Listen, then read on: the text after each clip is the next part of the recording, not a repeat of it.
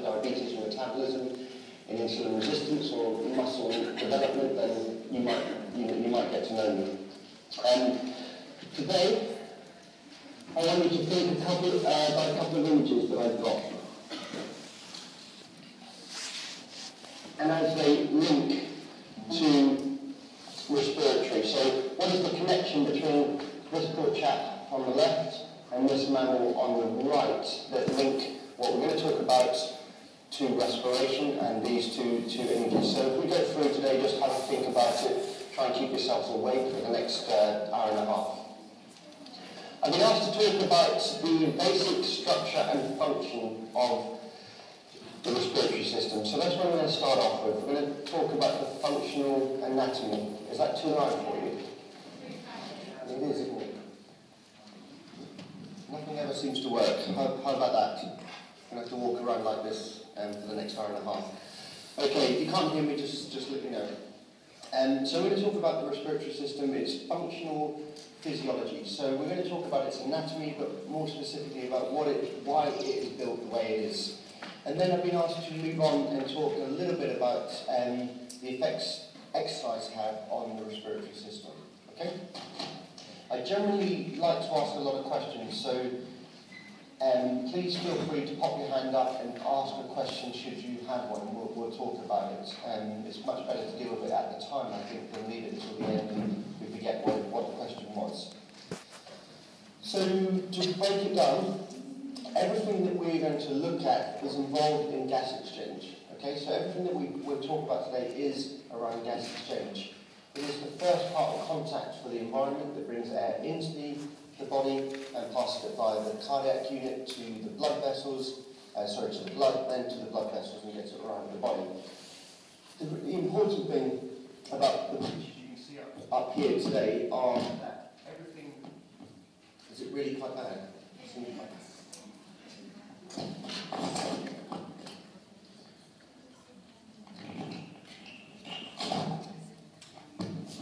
I'm going to just shout. If you can't hear me at the back, just let me know.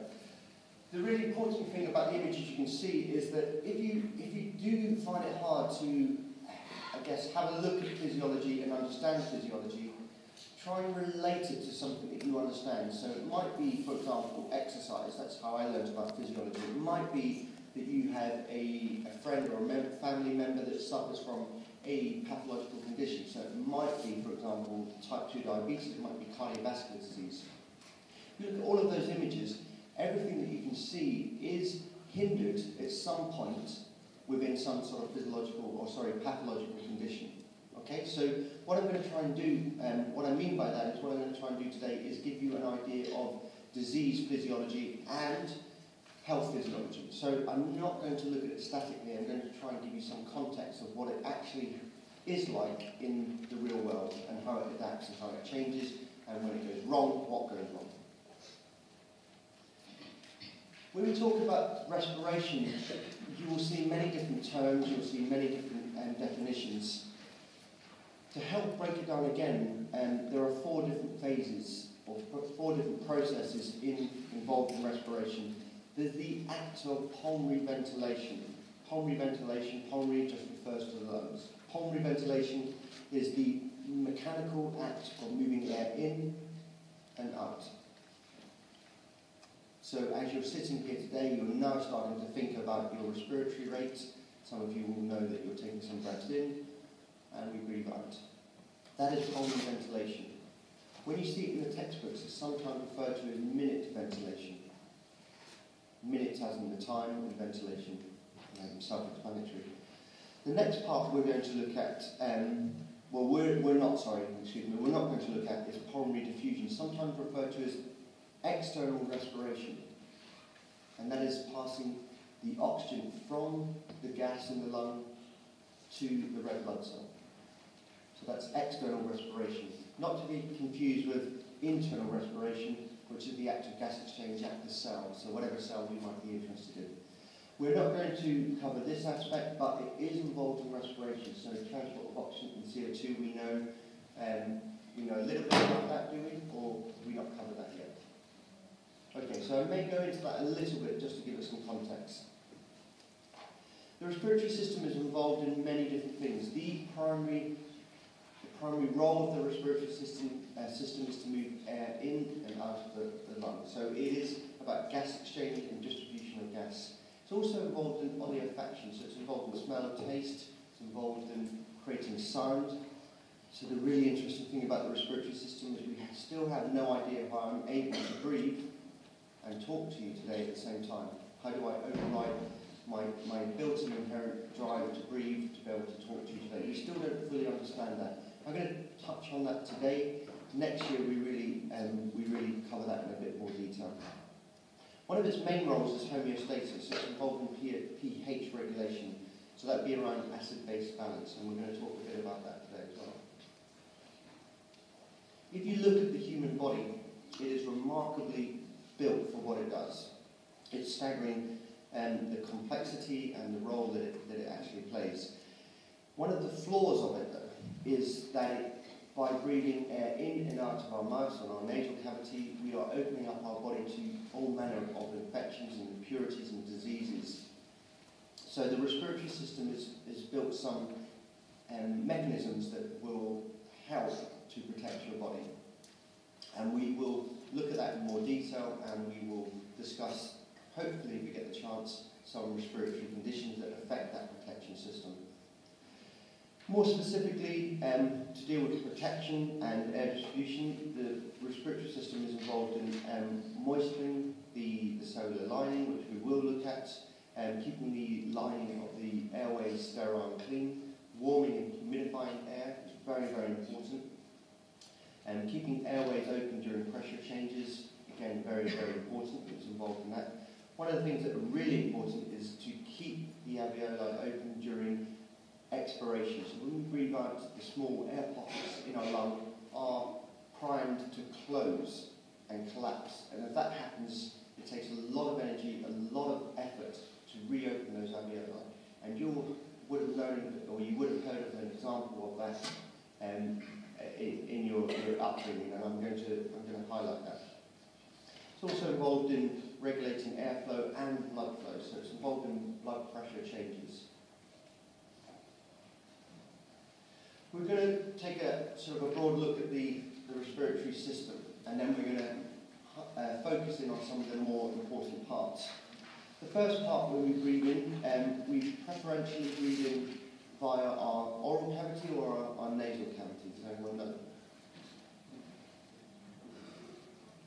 No? Anyone, unlike myself, get up really early this morning and go for a run in the cold weather? No? Doesn't surprise me given the weather. Has anyone done that in the past? Gone for a run or gone for a brisk walk out in a very cold temperature? Okay? No? Okay, I'm the only one in the room that's ever done that. You need to do that. It's a matter of course, and I'll tell you why later. We preferentially breathe in through our nose because it's conchoid. So if we were to slice you in half, we'd look at your nasal cavity from the side, and it has three concha sort of shapes that are built into the nose. So they're sort of half moons, if you like, or moon shapes that are built into the nose, and they're bone and cartilage. The reason for that is we want to slow the air moving in and out of our body, slow it down so that we can do a number of things with it. And the first thing we want to do is warm that air up. Okay? So you'll find that your blood or your nasal cavity is very vascularized. It has a good blood supply. And that is to help warm the nasal cavity up so that the air moving in and out becomes warm. The problem with cold air entering our lower airways is it causes something called vasoconstriction. So there are no muscle within the lung itself, but the smooth muscle that surrounds the lung, and we'll look at some pictures to give you some feel for what that looks like, contracts. If we put cold air into the lung, we have nerve fibres around the lung that causes the smooth muscle, stimulates it to contract. Can anyone see a problem with contracting smooth muscle around some small airways? It's going to reduce the airway size. Okay? Anyone suffer from asthma? No? Good, we're all healthy. Okay, one.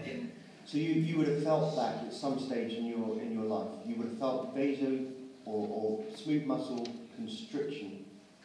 So we're talking about those small airways. It's the same thing. So what I'm referring to is something called exercise-induced broncho referring to airways. It comes from a Greek word, constriction. Broncho, vasoconstriction or bronchoconstriction. It's the closing of those airways. So exercise-induced bronchospasm is a similar process as asthma. And I will go into that in a bit more detail. So we warm the air up. What else do we do with that air? We move it in and out of our nose. Sorry? Clean. Yep. How do we clean the air moving in and out of our nose? You'll read about two processes in your textbook, but actually we have one. The two processes you'll read about, if you open up your textbook, the first will be hair. We have nasal hair that filters the particles moving in and out of our body. The problem with hair, well, firstly, that's incorrect. There's no way that nasal hair can filter particles moving in and out of our body. They would need to be the size of small pellets for that hair to be effective. They're far too large and they're not fine enough to cause any filtration at all. The reason we have nasal hair is to do with pheromones and giving off a scent, for example. So a tomcat that may go out at night looking for a mate, he doesn't know about that, and the mate is in heat, or the female is in heat, and he picks up those pheromones. The hairs are methods of giving off those pheromones. So that's why we have bodily hair, not for filtration and not to keep us warm. So we can expel that notion. What we do have is we have columnar ciliated cells within our nasal cavity. And I'll give you a picture of what that looks like. But essentially, it's the little sort of protrusions that come up and down, and at the end of those protrusions, we have small hair-like fibres. But these are cells, not hairs, these are cells.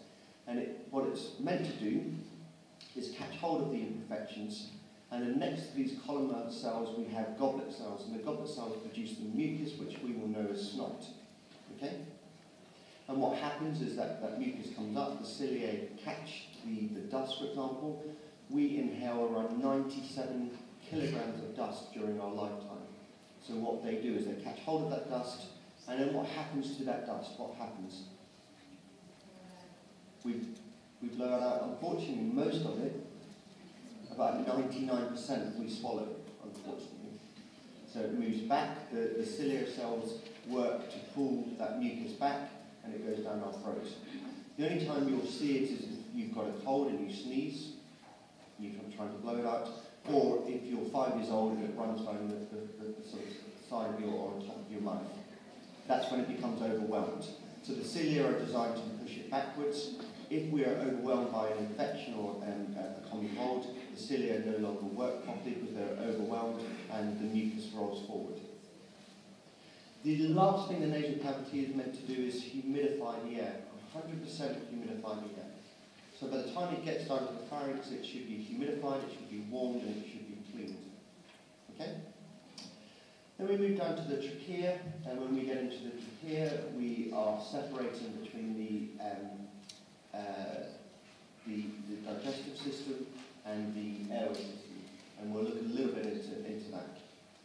Into the trachea, we come down into the primary, the secondary, and the tertiary bronchi. So we're moving into the lung itself then. So when we get to the primary, the secondary, and tertiary bronchi. So we're moving air in and out around 7 times, I think it is from memory, 7 times a minute. We take quite a few breaths. I think it's 22,000 a day, and we don't even think about it most of the time. So when we're moving air in and out of these areas, we call those conducting zones. So we've moved air in from our nasal cavity and our oral cavity, down to our pharynx, into our trachea, to the primary, to the secondary, and to the tertiary bronchi. All of those are conducting zones. The important thing we need to know about those is they are not involved in the very act of gas exchange. So they are conducting zones. So no gas exchange is taking place whatsoever. The role of those areas is to humidify, warm, and clean the air.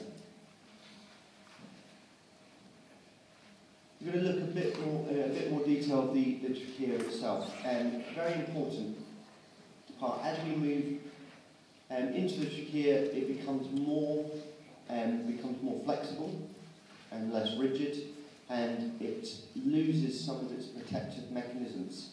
Okay. So if we look at the top of the trachea, you would see, if you were able to slice it in half, we have this horseshoe-like cartilage. Opposite, lots of protection. Why do you think we need horseshoe-type cartilage in the manner that we've got in the upper respiratory airways? Its principal role is to keep the airways open during pressure changes. So we move air in and out of our lungs, we're looking at pressure changes. That's the role it has. The reason some of us may suffer from asthma is because that cartilage disappears as we move further and further into the smaller airways. So we come down the trachea, we go into the primary, the secondary and the tertiary bronchi. As we go further down, we lose the cartilage and it becomes more flexible.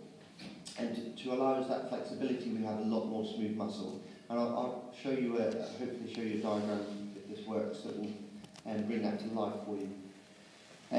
This carnea at the bottom here, so where the trachea bifurcates into the left and the right lung, we have this ridge in the middle. Very important for our cough reflex. So if anything is large enough that it gets through our very good filter system, any imperfections, dust or pollution, will land on this ridge here. If it lands here, this is the most sensitive part of our respiratory system, and it initiates a cough reflex.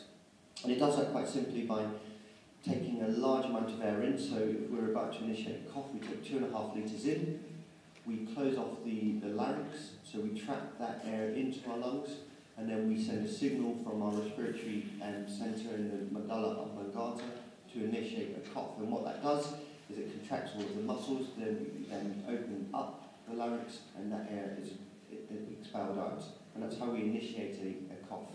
We're going to look at the respiratory system, the central control in a little bit more detail. Anything else we need to know about that? You can see what we're going to talk about now, the respiratory mucosa.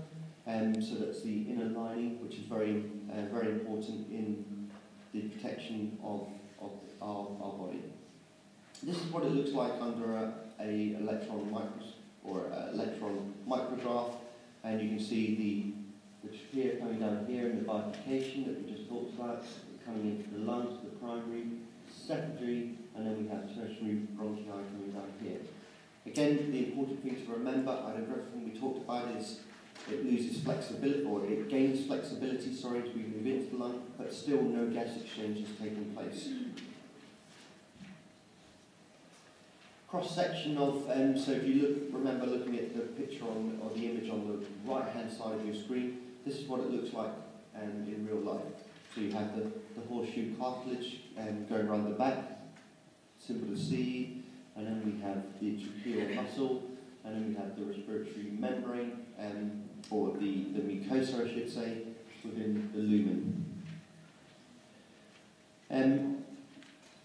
Going back to what I was saying about gaining its flexibility, this is a cross-section of a secondary or tertiary bronchi.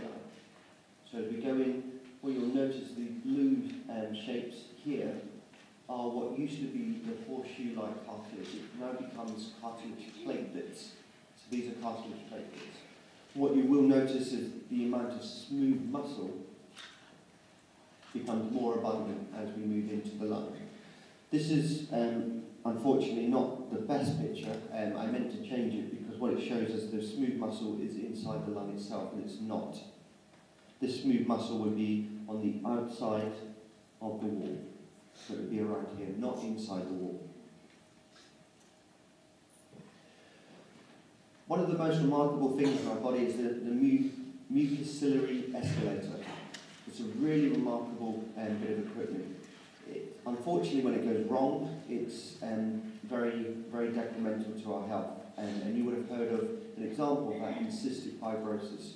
So when this system goes wrong, or it can genetically, one of the most severe genetic conditions can lead to this system going wrong, and it's called cystic fibrosis. So you would have come across that. The Prime Minister's offspring, one of them has cystic fibrosis.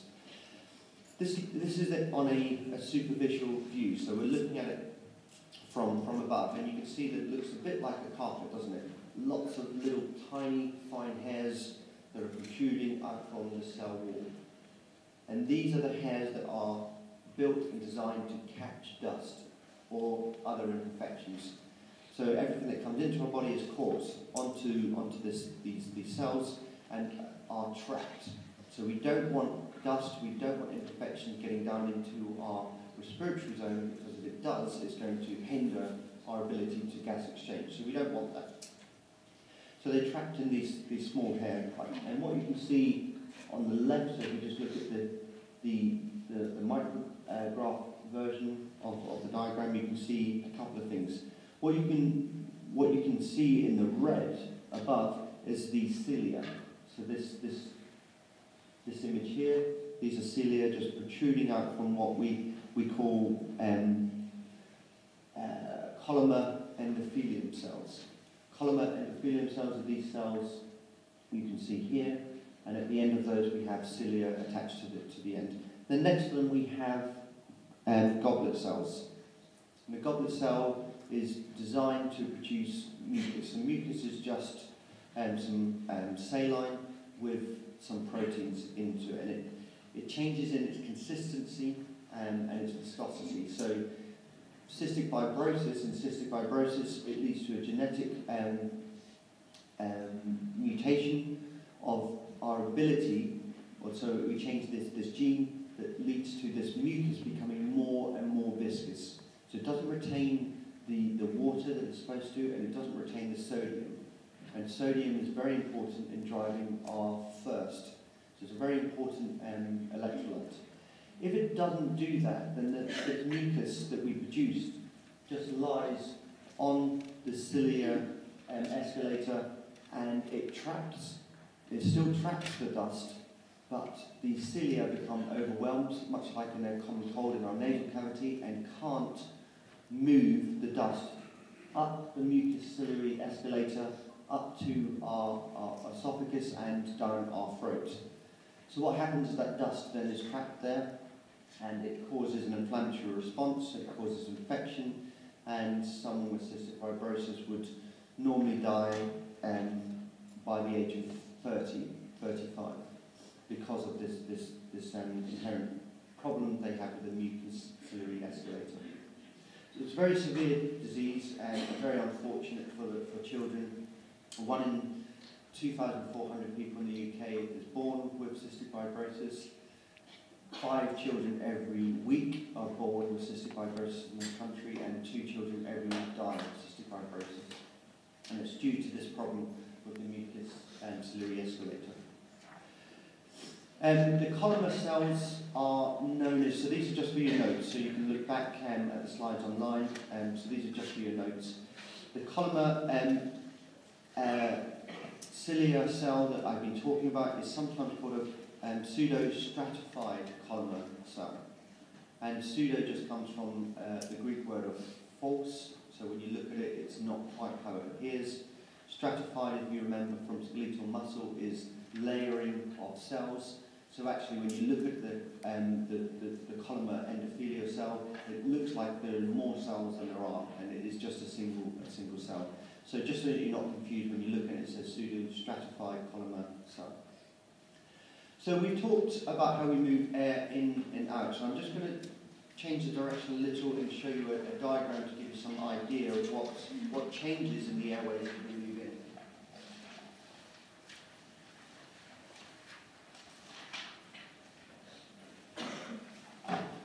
That's if it works. Someone's been drawing all over it. Can you see that okay? really. I believe I put it online already, but let me try and...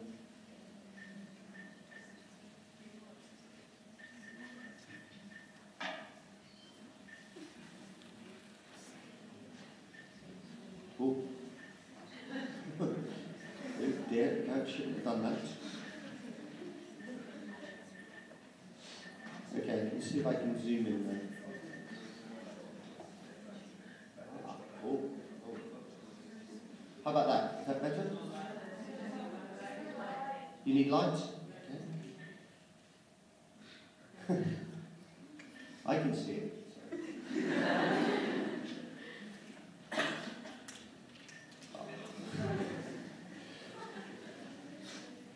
Right. I'm going to try one more thing, and then rather than lose everyone and lose the whole thing, I will give up on it. But it is on blackboards. If not, it will be on. And essentially, it shows the airways. So on the left-hand side, it shows the airways. It's doing something. So I'm gonna freestyle it for the next 5 minutes whilst it tries to work. It shows the airways on the left-hand side, and as we move into the airways, it shows the diameter of the airways, and it shows the structural and fundamental changes. So as we move into the airways, we have at the top of our respiratory system, so as we move air into our trachea, we have a lot of cilia. So if you remember that carpet-like material that we're showing you, has a lot of cilia. I'm going to bring it back to the PC because I don't want to lose the lecture altogether. And as we move in, that cilia disappears. And this is important for this image. And as we move into the airways, so do the goblet cells. They disappear. The cartilage also disappears. And what increases, the only thing that increases as we move into the airways is the amount of smooth muscle we have. And if we look at the first, or the top image, which is the terminal bronchus, so what we're doing is we're picking up, following on from the tertiary bronchi. So we've moved into the lung, and we are now around here. Okay? So we've gone from large airways to small airways. And this is where we end up. This is a cross-section of a respiratory zone. This is where it all happens. This is the important part. So we have the terminal bronchus, and what you'll notice about it is it's actually quite thick. And that's how you distinguish between a terminal bronchus and a respiratory bronchi. It's quite thick. And that is mainly to do with smooth muscle. So that allows us flexibility. So when we start running away from an example I gave you before of an ex-boyfriend or girlfriend, we stimulate this muscle, this smooth muscle, to relax. So we have pulmonary vasodilation. And if we relax the airways, what we can do is increase the airflow. And you'll come across this quite a lot, and if you're anything like me, you'll puzzle as to why, when we start responding to a stress, we get pulmonary vasodilation due to sympathetic nervous stimulation. We also get systemic vasoconstriction from the same response. So sympathetic nervous stimulation causes pulmonary vasodilation, but it also causes systemic vasoconstriction. So we're going to increase the airways size so that we can move air in and out. And in the peripheral, so getting away from an ex-boyfriend or girlfriend, we want to increase blood flow to our muscles so that we can create more energy and get away from them. So be aware of sympathetic nervous stimulation causes pulmonary vasodilation, but it also causes systemic vasoconstriction. Okay? So that's why we have this thick wall around the terminal bronchus. No gas exchange yet takes place. So we're all the way inside the lung, in terminal bronchus, no gas exchange takes place whatsoever. Not until we get to the respiratory bronchioles that gas exchange can take place. So in this area, we start to exchange gas. We have no cilia anymore, and we have no goblet cells. We have a lot of smooth muscle still, but no goblet cells or cilia. So we can start to think about gas exchange. And as we come in, we have what's known as an alveolar duct, which is an opening into the alveolus themselves. So we have some alveolar sacs on this side and on this side here. And as we move in, these sacs become more numerous and they decrease in size, which increases the surface area. One of the biggest respiratory killers, which would be emphysema, comes from COPD, chronic obstructive pulmonary disorder, which is related to, in most cases, is related to smoking, not in every case. And what emphysema does, it creates an inflammatory response. So the imperfections and the particles and the dust and the cigarette smoke gets past our mucociliary escalator, that becomes overwhelmed, and the imperfections make their way all the way down into the alveolus themselves, which we don't want. And I'll show you a diagram of how we deal with those in a second. What they do is they cause an inflammatory response, and our inflammatory response is great in what it does, but it also creates what are known as protease enzymes, and those protease enzymes start eating up all of our proteins and break them down into amino acids, and the macrophages that we send out to deal with the infections then mop them up. If we are then breaking down the proteins, we are starting to break down cell walls. If we break down cell walls, we're going to disrupt the alveoli, and that's exactly what emphysema is. So in an emphysemic lung, you'll see all of these airways starting to be broken down, and you then get what are known as big alveoli, which is great in one extent, but it substantially decreases the surface area of the lung, which is around 70 square meters, so half the size of a tennis court in a healthy lung, and it's primed for gas exchange. In animals, frog is a good example of that. They facilitate gas exchange using their skin. Does anyone know why we don't do that? Because it's not. Yeah, we just don't have the surface area, so it would not be effective. So we built the lungs to do that for us. This is what you'll see in your textbook, so to give you an idea of what it looks like in the textbook, everything we've covered, but we're going to highlight the smooth muscle now around the airways, and you'll notice there's no smooth muscle there. Very important to the lung, what you will find around the small airways, or sort of the alveoli, is elastic fibres. Very important for what's known as lung compliance. So our ability to move our lungs and inflate and deflate our lungs is due, not solely, but a lot of it is attributed to these elastic fibres. You'll also notice nerve fibres coming down in yellow, blood supply coming down, but also this is lymphatic vessels. So the lymphatic vessels come into the lung and are involved in helping us keep the lung clean and free of imperfections. So this is a cross-section of an alveolus here, and this is the respiratory membrane here. So remember, no gas exchange is taking place here. We're now going to look at this area here to see how we facilitate gas exchange. One thing we do is we create this massive surface area. So that's the first great thing about our respiratory system. We have this huge surface area, about 70 square meters. The other thing we do is we make the two items that we're really interested in, which is CO2 and oxygen, lipids or water soluble, so that they cross. Let's just look at this interface here. So this is the capillary, pulmonary capillary, which surrounds the alveolus, and we have the alveolus itself. So this is the respiratory membrane, if you like. The next thing we do is we combine the cell lining of the small capillary, the blood vessel. We combine it with the alveolus membrane. So we fuse them together. So it's called a fusal basal membrane. We put those together, which substantially reduces the distance the gas has got to travel across.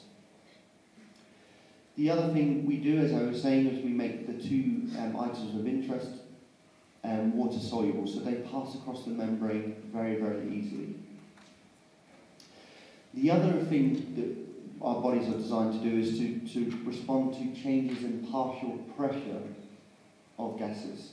So we're going to look at that in a bit more detail. It is important that you get your head around partial pressure changes. But I will come back to that.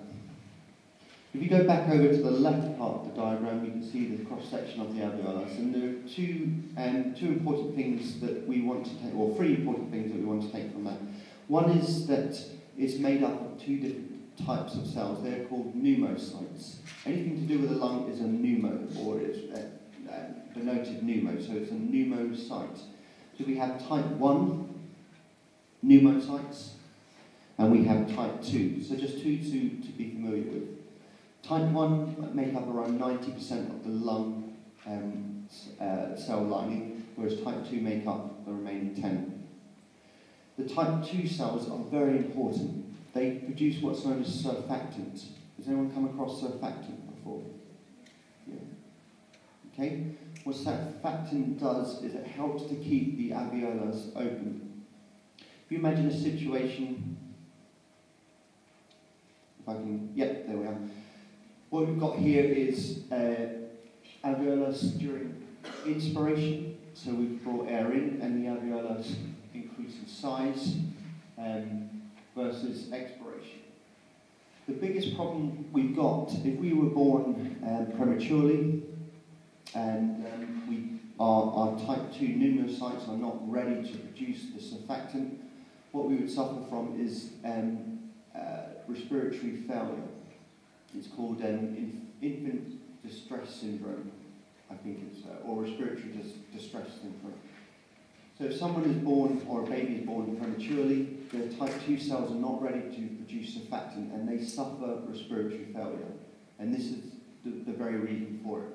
When we do produce surfactant, what surfactant does is it has, it's made up, we're not too interested in the chemical makeup, but it has two different types of ending to it. So one is attracted to water and one is attracted to air. And what that does is it produces a layer around, or within the alveolus here, and these heads are attracted to each other. So an example of that is if you ever washed a car.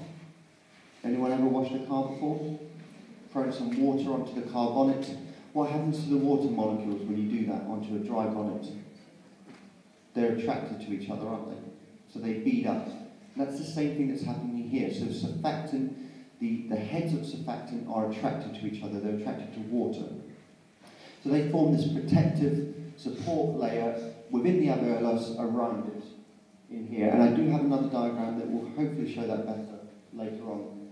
And by doing that, they reduce what's known as surface tension. So if we didn't have surfactant, what would happen to this alveolus that we're looking at here? It would completely close, collapse. This alveolus gives it some sort of scaffolding, is the best way of thinking about it, I believe, that stops that from happening. It's very important because if we didn't have that, the alveolus would collapse and then we would have to expend far too much energy and effort to re-expand the lung. And we don't want to do that. If we do that, our respiratory system would fatigue and fail within weeks. So it wouldn't take long at all.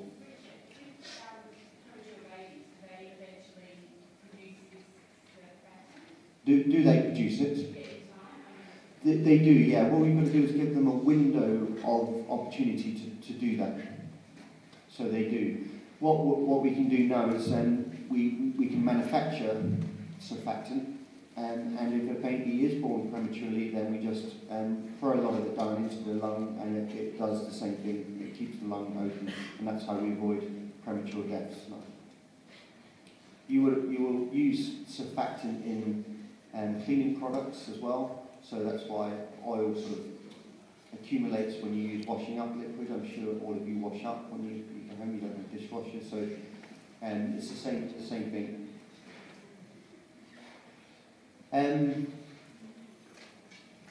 Going back to the respiratory membrane. So we're going to come back. Oh yeah, sorry. Just one more thing. Whilst we're looking at the image on the left. Very important to keep airways open and allow gas exchange in poorly ventilated. So our lungs don't diffuse and they don't fill up with oxygen and expel CO2 uniformly across the lung. So some areas are more ventilated than others. But what we do have to help that, excuse me, a small pause between alveoli. So they allow small bits of gas exchange to go from well-ventilated area to poorly ventilated areas.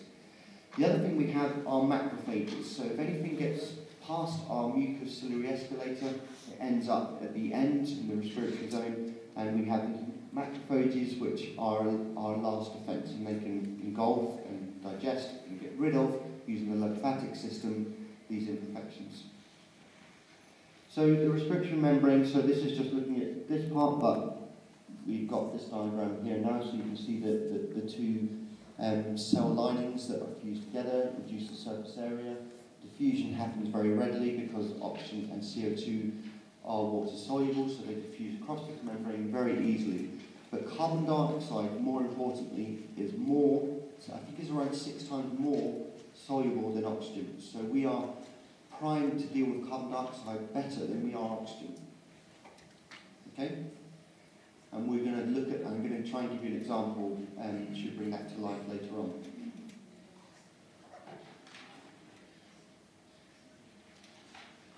Okay, just checking the time.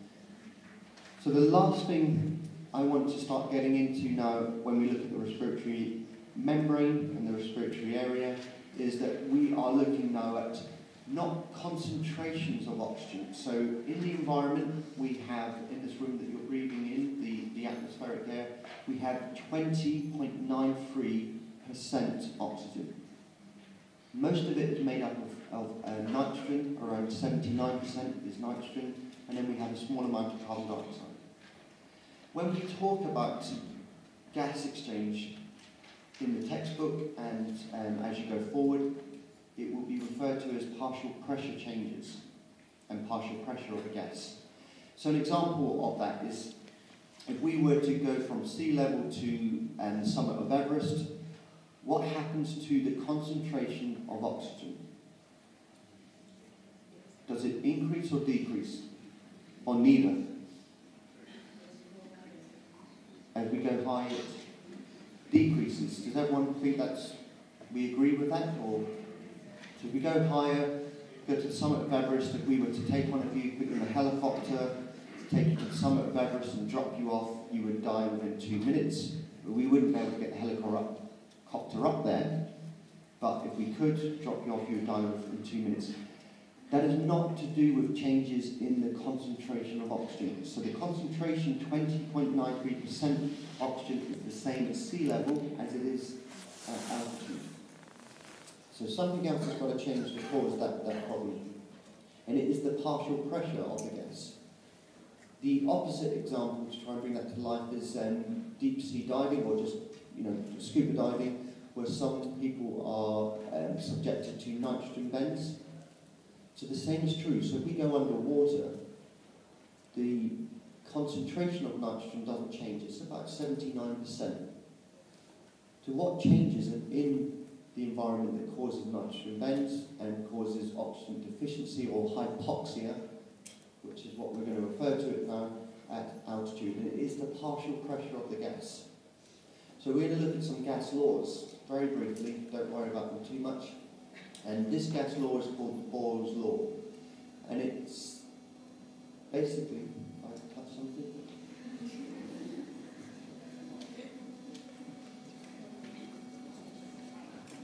I just stare with the system.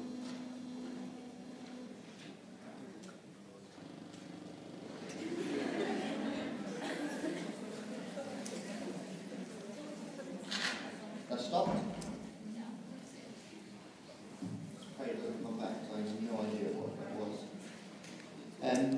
Partial pressures. Okay? Partial pressure changes as we go. And Boyle's law is essentially, it states that the partial pressure is the sum, the total partial pressure is the sum of all of the pressures within a gas mixture. So we look at the 3 main gases, oxygen, nitrogen, and carbon dioxide. So the partial pressure is equal to the sum of all of those put together. So the amount of carbon dioxide, the amount of oxygen, and the amount of nitrogen form the partial pressure of the atmosphere. So at sea level, our partial pressure is 700, in London is around 760. So when you go across back to New Cavendish Street and you go into the lab on the 4th floor and you look at gas exchange, collecting gas in those Douglas bags, have you done that yet? No, you're going to collect gas exchange in a Douglas bag. It looks like a body bag, unfortunately. And then when you come to analyse it, it will say what is the barometric pressure, and the barometric pressure is the partial pressure of the atmosphere. It's around 760. As we go to altitude, that partial pressure decreases. As we deep sea dive or we scuba dive, the partial pressure increases. Okay? Everyone follow me so far? We hope. And I'm going to come back to that in a couple of minutes.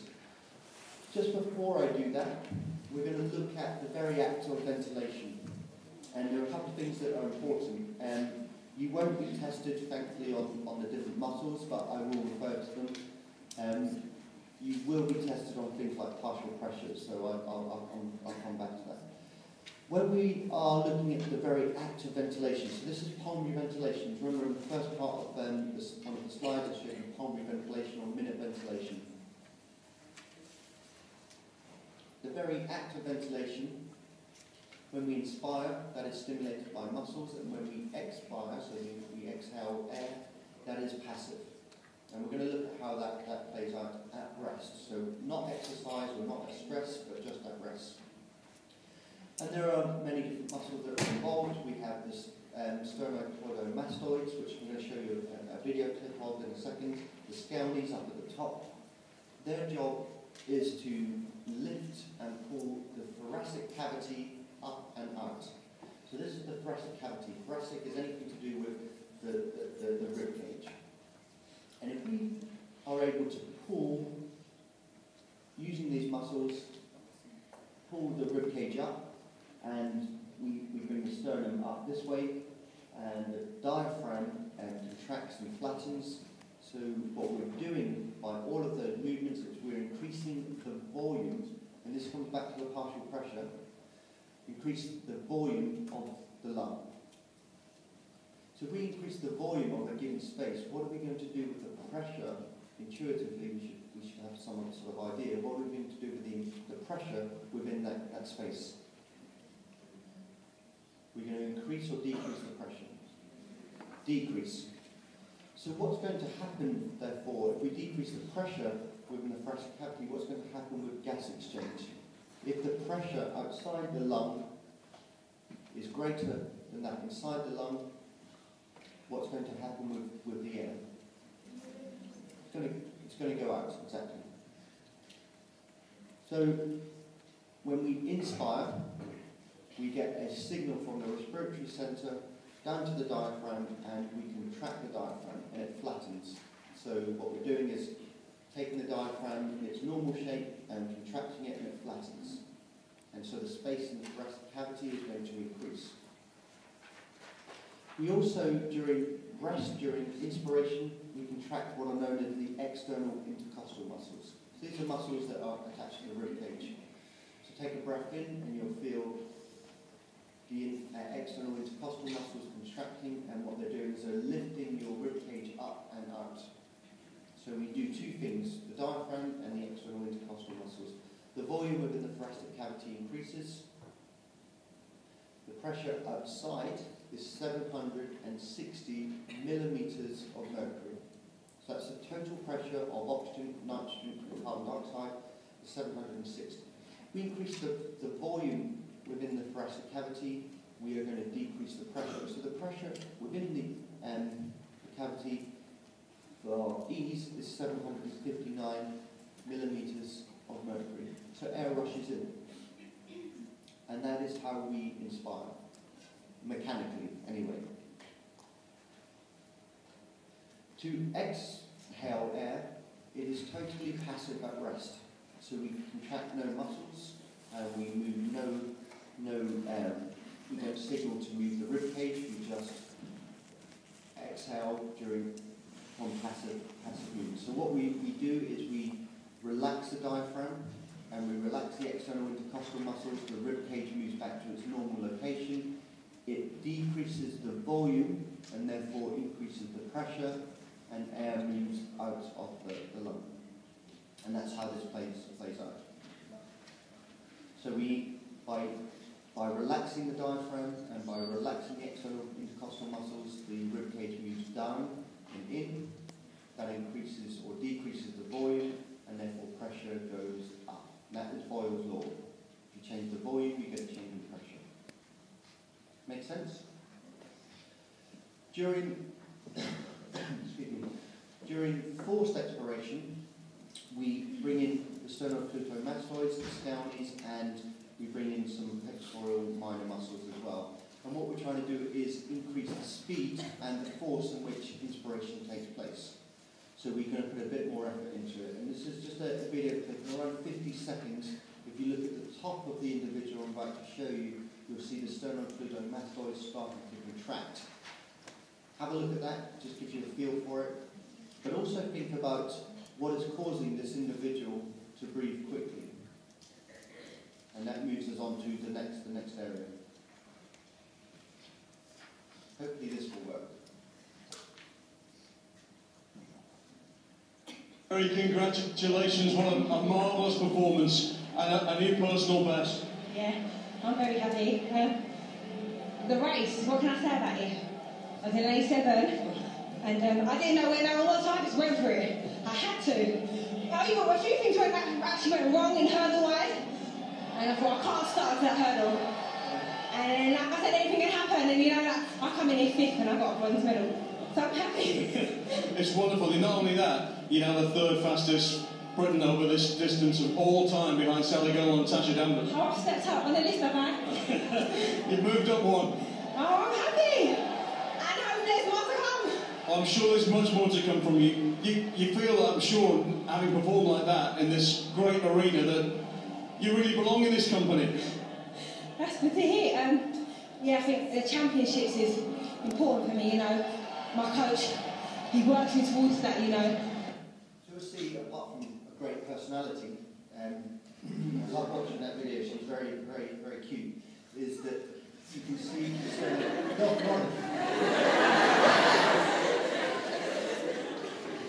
I'm going to go back to bed. She's a very lovely character, it's one of them. You can see the sternocleidomastoids pulling on her ribcage. Could you see that around 50 seconds, or if I bring it back? There's much more to come from you. You feel, I'm sure, having performed like that in this great arena, that you really belong in this company. There's the sternocleidomastoids pulling on the ribcage, pulling it up more forcefully and allowing us to move more air in and out. Okay? I don't find her attractive.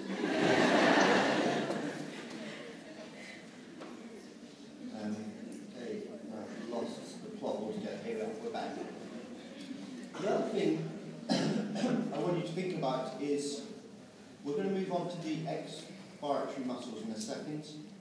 Again, you don't need to know them. You need to know the process of why they're contracting and when they're contracting, but you won't need to know individual muscles. But it may help your learning if you do learn them.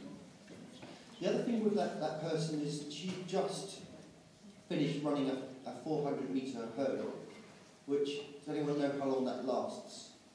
In there, you know, it takes us about half a day, but for an athlete, about 52 seconds or so, which is an anaerobic event. So that means during that event, or during that exercise activity, she's not using aerobic metabolism. So someone like Usain Bolt or another sprinter will sprint, and at the end of the sprint, they haven't used any oxygen, but they're breathing very, very hard. And that is important, very important to understand how we control respiration. Okay? And I am going to come back to that. So the expiratory muscles. So during rest, do we use any expiratory muscles at all? No.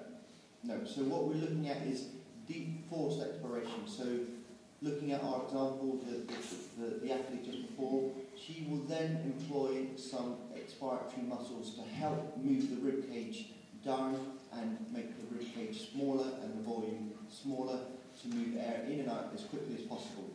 And to do that, we use the abdominal muscles and we use the internal intercostal muscles, and they pull on the rib cage, they pull it down and in. Very important for forced expiration. Okay? Let me come back to this in a second, and we'll move on to the control of respiration. Would you like a 5-minute break now, or would you like...